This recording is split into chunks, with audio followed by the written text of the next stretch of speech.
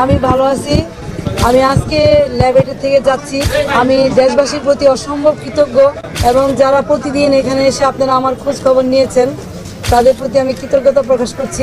রাতের অন্ধকারে সেলিনা হায়াৎ আইভির মতন বিএনপির প্রত্যেকটা কর্মী বলবে নারায়ণগঞ্জে আইবিকে গ্রেফতার করা ঠিক হয় না। নারায়ণগঞ্জ সিটি কর্পোরেশনের মেয়র আইবিকে কারাগার নয় বরং মুক্তি দিতে হবে, এমনটি বললেন বঙ্গবীর কাদের সিদ্দিকী। ফ্রেন্ডস কনফারেন্সে কাদের সিদ্দিকী বলেন, আইভি রাজনীতির মাঠে অনেকদিন ধরে সক্রিয়। তিনি নারায়ণগঞ্জের একজন সৎ সাহসী নারী এবং জনপ্রিয় নেত্রী। তাকে এইভাবে রাতের আধারে গ্রেপ্তার করে কারাগারে রাখা ঠিক হয়নি। তিনি আরো বলেন, কারাগার নয়, তার মুক্তি হোক ন্যায়ের প্রতীক। রাজনৈতিক প্রতিপক্ষের বিরুদ্ধে দমন পীড়নের অভিযোগ তুলে কাদের সিদ্দিকী সরাসরি প্রশ্ন তুলেছেন বর্তমান সরকারের নৈতিকতার উপর। তিনি বলেন, দল নিষিদ্ধ করলেই নিষিদ্ধ হয়ে যায় না। বিস্তারিত, রাজনৈতিক দল নিষিদ্ধ করলেই নিষিদ্ধ হয়ে যায় না। জনগণ যদি, পাবলিক যদি তার থেকে মুখ ফিরিয়ে নেয়, তাকে অনুমোদন দিলেও সে দল দাঁড়াতে পারে।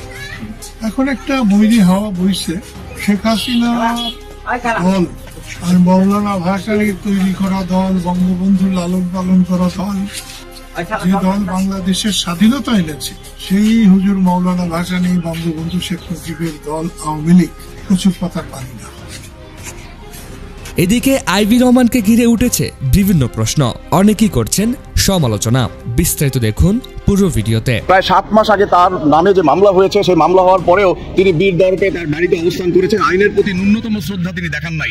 যদি আইনের প্রতি শ্রদ্ধা দেখাতেন, তিনি আদালতে আত্মসমর্পণ করতেন এবং আইনকে মোকাবেলা করতেন।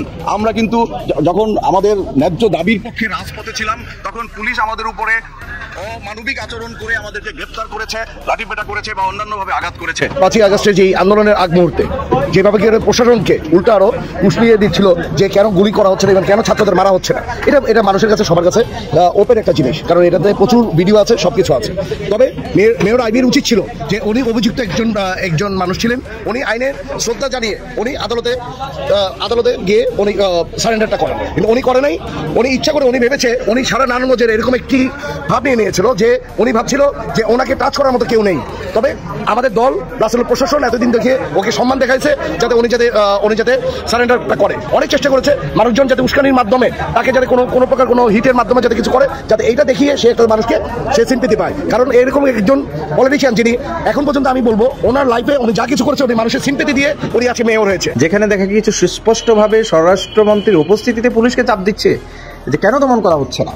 অর্থাৎ বলতে গেলে তিনি সুনির্দিষ্টভাবে সুস্পষ্টভাবে তিনি জুলাইয়ের ছাত্র জনতা নির্দেশদাতা হিসাবে এবং তার সাথে জড়িত হিসেবে ওনার 5টি মামলা কিন্তু ইতিমধ্যে হয়েছে। তিনি হচ্ছেন একজন আসামি, তার হাতে তো বেরি পড়ানো হয়নি। তার চাইতে বড় বিষয় হলো যে সে গ্রেপ্তার হওয়ার আগে প্রেস ব্রিফিং করে সে গ্রেপ্তার হয়, সমর্পণ করবে অথবা পুলিশের কাছে আত্মসমর্পণ করবে, অথবা পুলিশকে উনি নিজের শক্তিমাত্রা জাহির করার জন্য এবং আওয়ামী লীগকে পুনর্বাসিত করার জন্য সে এই জায়গায় একটা এই অবস্থা করছে। ওদিন যেই পরিস্থিতি সৃষ্টি করেছিল, পুলিশ যদি এখানে ধৈর্যের পরিচয় না দিত, হয়তো এখানে আওয়ামী লীগ চাচ্ছিল যে একটা রক্ত করুক বা একটা বিশৃঙ্খল পরিস্থিতি সৃষ্টি হোক, কোনো ক্যাজুয়ালিটি হোক। এটার কারণে এটার মাধ্যমে ওনার একটা রাজনৈতিক ফায়দা হাসিল করতে চেয়েছিল। এদিকে রিকশা চালক বলছে, আওয়ামী লীগ নিষিদ্ধ করার পক্ষে আমরা নই।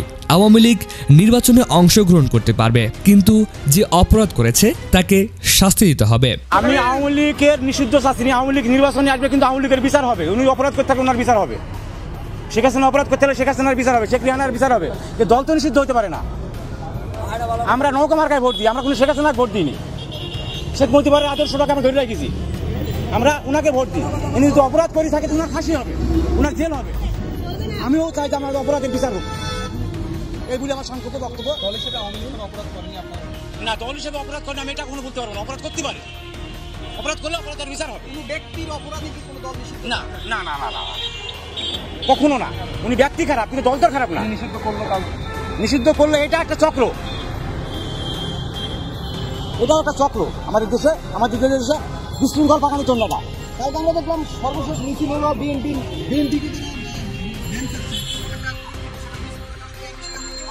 এটা আমি রিকশাওয়ালা মানুষ, আমি এতটা বলতে পারবো না। কিন্তু আমি একটা জিনিসই বলতে পারবো যে কখনো দল নিষিদ্ধ হতে পারে না, এটা আমার জ্ঞানে আমার আসে। ব্যক্তি খারাপ হতে পারে, কিন্তু দল তো খারাপ না। একজন আওয়ামী লীগ, একজন বিএনপি ধরে নিলাম যুক্তির খাতিরে আপনারা যদি আওয়ামী লীগ নিষিদ্ধ করেন, তাহলে আওয়ামী লীগের যে এই কোটি কোটি নেতা কর্মীগুলো আছে সেগুলোকে আপনি নিষিদ্ধ কিভাবে করবেন? এটা কি আপনারা ব্যাখ্যা করে দেখছেন কখনো? এখন আমি যতটুকু বুঝি, আপনারা বিভিন্ন মিডিয়া আমাকে একটু পরপর অনেকে প্রশ্ন করছে, আমি যতদূর বুঝি বর্তমান দেশের প্রেক্ষাপট নিয়ে আমার সঙ্গে কথা বলবেন। কোন দল নিষিদ্ধ হলো আর কোন দল নিষিদ্ধ হলো না, এটা কিন্তু আমাদের সাধারণ মানুষের কিন্তু বাক্য না। এটা বাক্য হলো আমরা যতদূর বুঝি এই গণতান্ত্রিক দেশের নাগরিক হিসাবে প্রতি ঘন্টা প্রতি মুহূর্ত আমাদের বেঁচে থাকার অধিকার কিন্তু তারা কেড়ে নেওয়া হচ্ছে। প্রতিদিন দেখা যাচ্ছে রাস্তায় মিছিল মিটিং, অমুক দল এই হইবে, তমুক দল সেই হইবে। বর্তমান সরকার প্রধান যে চেয়ারে আছেন উল্লেখযোগ্য জাতিকে এখন পর্যন্ত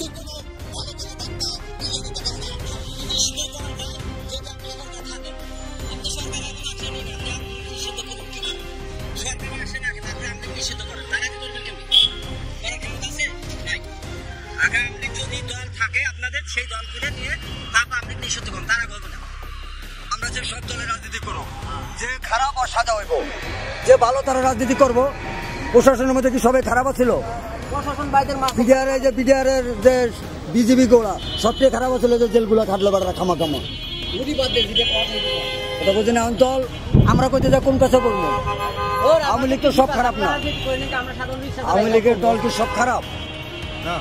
এখন সামনে প্রমাণ হচ্ছে শেখ হাসিনা খারাপ। 6-7-5 আগস্টের আগে কি ভার্সিটির কি লাগছে শেখ হাসিনা? মানবতার মা, এই ভার্সিটির ছাত্ররা লাগছে।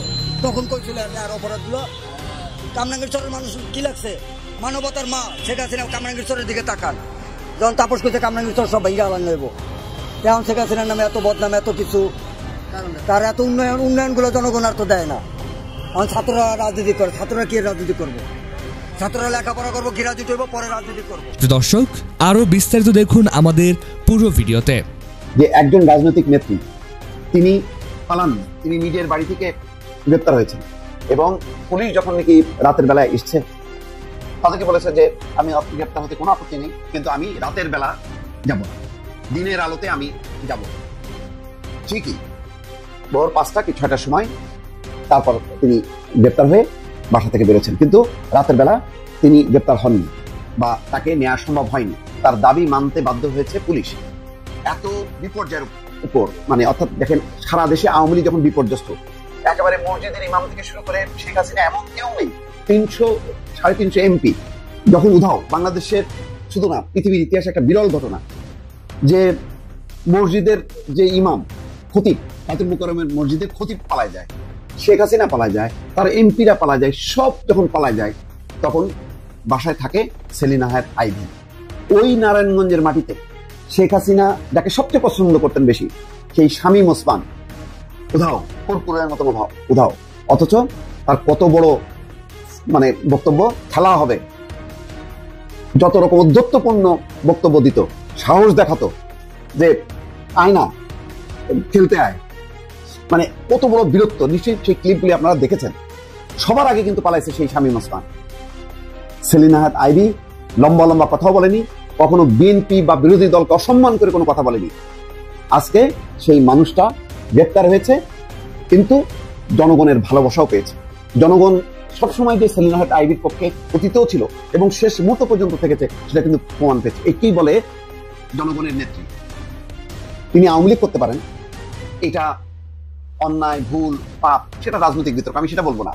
কিন্তু যেই ঘটনাগুলো দেখলাম চোখের সামনে, সেটাকে অস্বীকার করবো? আমি বলবো যে না, ওই শেখ হাসিনাও যা, সেলিনা হায়াৎ আইভীও তাই, আওয়ামী লীগের দুর্বৃত্তরা যা, সেলিনা হায়াৎ আইভীও তাই। সেটা কি বলবো? অবশ্যই বলবো না।